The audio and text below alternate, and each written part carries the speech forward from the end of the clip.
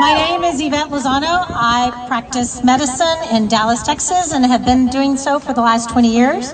I am an activist, and that began when Obamacare showed up. The reason I'm here today is because I want you to know the truth about this virus. I am currently treating COVID patients in my office. Let's start just with some simple numbers, and we've heard these numbers, but I want you to think about them.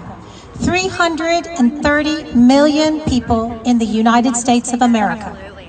29 million people in the state of Texas. 2 million people in Dallas. 111 dead. Now, when you see those numbers, it kind of shocks you that we could stop society for 111 deaths. Let me explain how they do it. Here is how it is notified to you. 27,000 positive COVID tests, 3,000 recovered, 111 dead. Well, if 3,000 are recovered from 127,000 positive tests, that's 124,000 that have recovered, right? Because we've only got 111 deaths. The things that I'm going to tell you today are from my personal experience in my office. I don't want to bring statistics from other physicians because there's always someone on the left that wants to contradict me. So these are my experiences, patients that have walked into my office, and here's how they present. These patients present with a fever like the fever that you get with malaria. It comes on at night. They have night sweats. These patients present with cough only elicited with deep breath.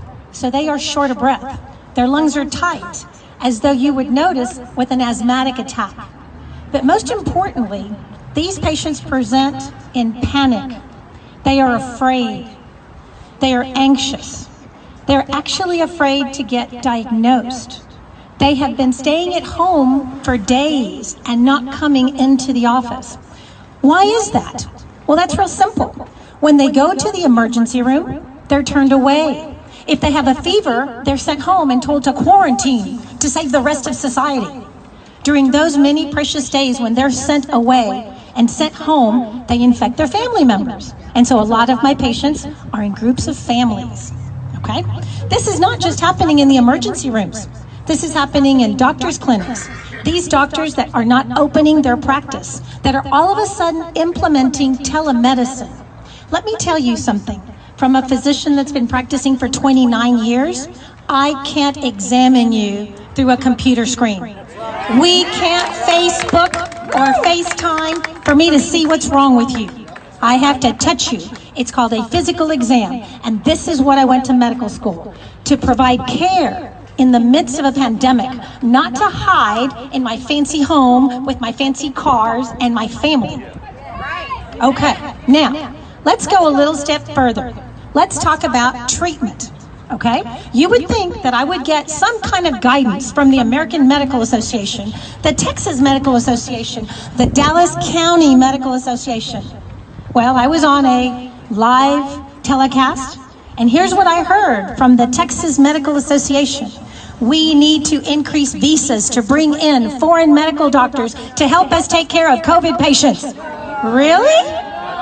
Are you kidding me? Now, the things that I tell you are personal experience. I was on that call. Needless to say, that was my last call, right? Okay, so where and how did I learn how to treat COVID patients? Well, I'm going to tell you. I learned it from the President of the United States, Donald Trump. So, when this pandemic started, President Trump was giving daily interviews to the media.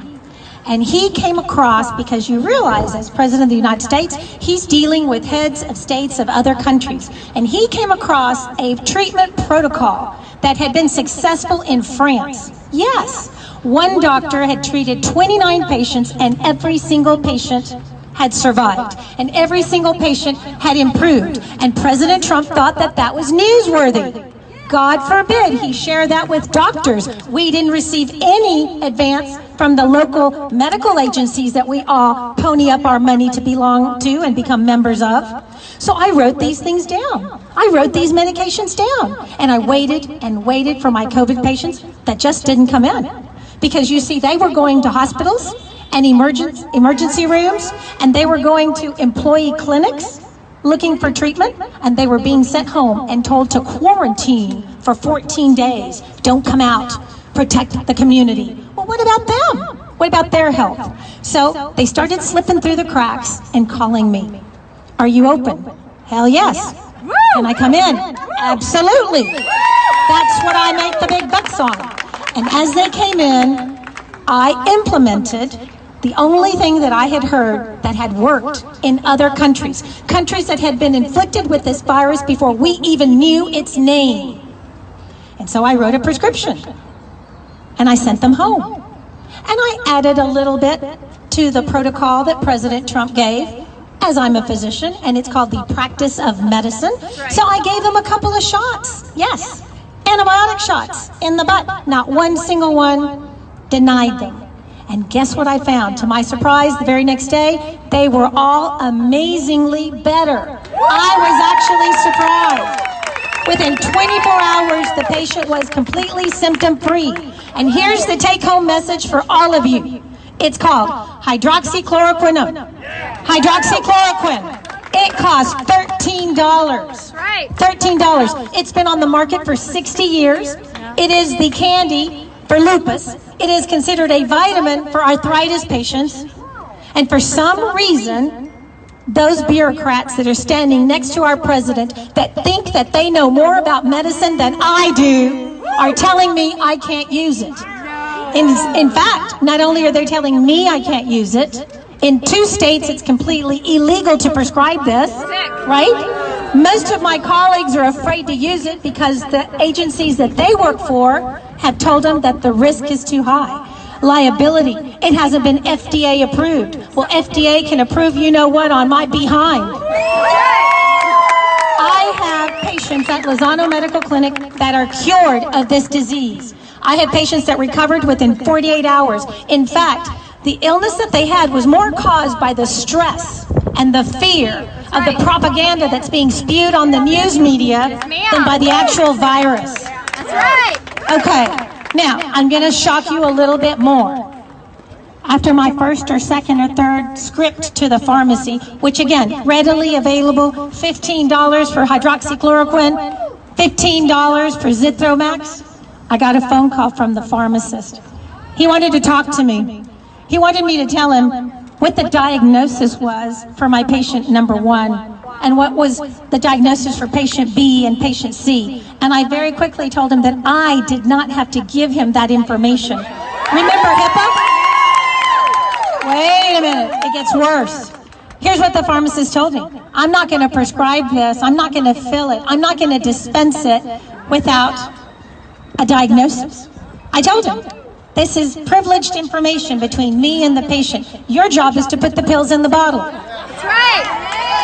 Here's what I found out. Remember we talked about the freedoms and the liberties that we're losing without you and me even knowing that we're losing them? Okay, here it goes, guys. Every time you go to the pharmacy board has stated that those 2 prescriptions, starting in early March, will not be dispensed by a pharmacist unless it comes with a diagnosis. Now, I have fought with them, I have yelled at them, I've slammed the phone at them, I've called political leaders such as Senator Bob Hall to fight the pharmacy board with me. We have made, Bob Hall, we have made progress, but to no avail. If I do not give a diagnosis, this medication that is life-saving, in my opinion, will not be dispensed by the pharmacist. His hands are tied. Now, gets even a little worse than that, because I figured out how to get around that. And I'll tell my fellow physicians, you want to prescribe hydroxychloroquine? Patient has hypertension. You want to prescribe hydroxychloroquine? All they want is a diagnosis. How about diabetes? You want to prescribe hydroxychloroquine? Hey, let's do cholesterol, right? There we go. And trust me, I've been on the phone with the pharmacy board. I've left messages. So that's how I'm going to do it, because I swore to protect the identity and confidentiality of my patients. And I will continue to do that. Now, I think when we do things that are incorrect, we need to be thrown under the bus. So here's the latest from the medical field, okay? If you have a prescription for hydroxychloroquine, and you happen to want to fill this at Walgreens, and yes, I want Walgreens and their administrators and administrative offices to hear me, they have instructed their pharmacist to give you a friendly call and to let you know they more than welcome to come in through the drive-through. You're not welcome to come into their stores. If you're taking a prescription for hydroxychloroquine, they're going to personally call you and tell you that they want you to come through the driveway.